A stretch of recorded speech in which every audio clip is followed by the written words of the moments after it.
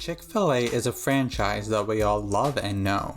The fast food chain, which is focused on chicken, is the third largest franchise in the US, after Starbucks and McDonald's. In terms of sales in 2020, it had over 12.8 billion.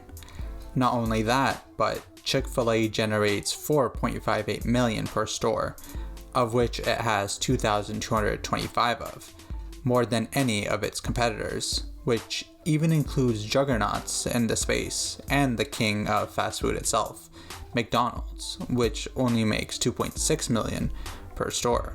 These numbers are all the more impressive if you consider that the chain is closed on Sundays. With so much success, it's important to see how it all started and the reasons why it has risen the ranks in the fast food wars.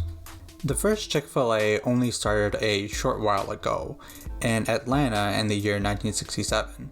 The now famous fast food chain was started by Truett Cathy, and it has been family owned since the beginning, something that the chain is very proud of. Truett Cathy's first restaurant was, in fact, not Chick-fil-A, but the Dwarf Grill, which opened in 1946. This restaurant, with a current 12 functioning locations today, serves traditional chicken fare but also features other items, such as ham and cheese sandwiches. Truett Cathy was a true pioneer in the chicken game and is even credited for inventing the boneless chicken sandwich. Where would we be without this amazing creation?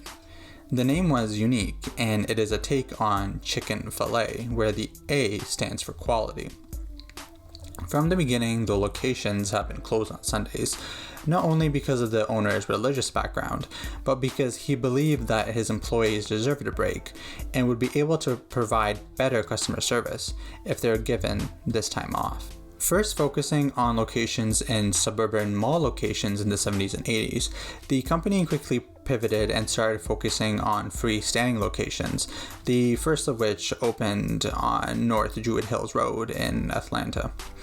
Additionally, they began to offer drive-thru only restaurants in 1993 in Greenville, South Carolina, and with a mix of these two strategies, were able to grow to 2,225 locations, as they're currently at today. A mix of factors led to Chick-fil-A's success, some of which have been mentioned, but the majority have not. Let's get into some of the biggest reasons why Chick-fil-A has become the third largest fast food chain in the US. Firstly, Chick-fil-A is credited for launching the chicken sandwich. As previously mentioned, Chick-fil-A introduced a chicken sandwich to the masses. Chick-fil-A really created a niche for themselves and dominated it. It became one of the most popular menu items and served as an anchor for complementary products, such as fries, pop, or even a milkshake. Being known for one product versus trying to jump on different trends and really diversify its menu beyond its core offerings has paid off well for the brand. Next, Chick-fil-A really takes care of its employees and is also closed on Sundays. Due to its Christian roots, Chick-fil-A is closed on Sundays, which is a policy that no other fast food chain has really taken on. This gives its employees the unique chance to relax and recuperate and provide customers with the best experience possible. Chick-fil-A ultimately believes that although it is missing on a seventh of potential sales in any given week, that employee retention and care will make up for the loss with a sense of loyal customers who do not only come in for the sandwich and other items, but for their service too. Employees of the chain don't just say you're welcome when someone thanks them for giving them their food. They say my pleasure. A small but an impactful gesture. Not only that, but in the drive-thru, employees are even stationed outside so that they can take orders and speed up waiting times. This has proven to show good results, as in 2018, for the third year in a row. Chick-fil-A did not only rank as America's most loved fast food chain, but also had top rankings in the American Customer Satisfaction Index's annual survey. Next up is a slow growth approach and careful selection of franchise owners. Chick-fil-A is very selective in terms of whom it selects to run its franchise locations. It accepts a mere 70 to 80 out of 20,000 applicants that it gets per year to operate a franchise.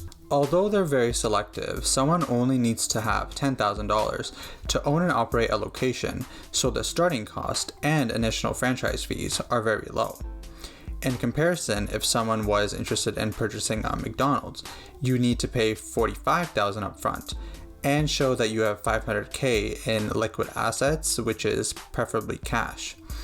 This means that because many people can afford the $10K startup fee, Chick-fil-A can be choosy and selective and only select people who truly want to run their restaurants.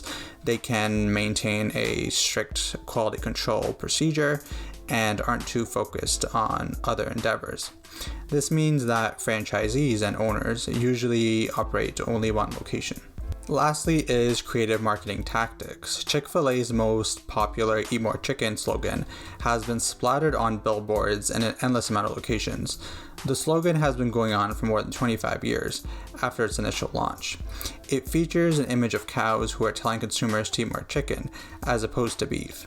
This honest, funny, and clever ad is unique and can definitely be seen as a risk, but it paid off well for the chain. They even celebrate Cow Appreciation Day, which falls on every second Tuesday of July, as a way to encourage and promote this message even further. The company even has a cell phone coup challenge where families place their cell phones in a box that cannot be touched and are then rewarded with free ice cream. This challenge encourages families to spend time together and talk, instead of being glued to their phones, ensuring genuine connections and meaningful conversations are had at their locations. Finally, the fast food chicken wars have no doubt helped Chick-fil-A's business. The intense rivalry between Popeyes and Chick-fil-A, and the emergence of other chains attempting to join the game, including Wendy's and KFC, have inspired people to join the conversation and take stances on which company makes the best sandwich, with either Popeyes or Chick-fil-A usually taking the cake. A video on Chick-fil-A is not complete without the mention of its greatest controversy, the company's stance on the LGBTQ community.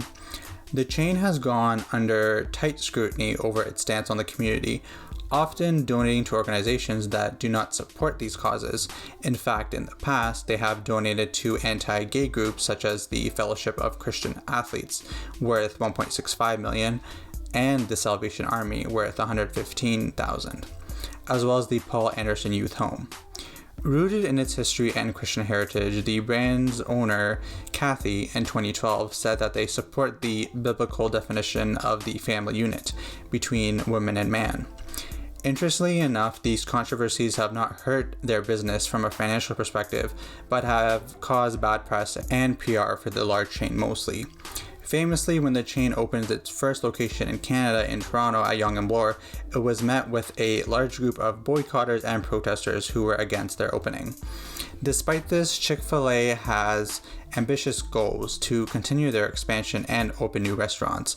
And one thing is for sure, Chick-fil-A is here to stay and will continue to serve their world-famous chicken sandwiches. And that's our video on Chick-fil-A. Is this chain one of your favorite places to grab a quick bite? What is your favorite item on their menu? Let me know in the comments below. Also, please don't forget to like and subscribe today. Additionally, follow my social media accounts on Facebook and Instagram at VentureW+, Venture with Plus. Finally, stay tuned for more videos coming out Tuesdays and Fridays at 6 p.m. Eastern. See you next time.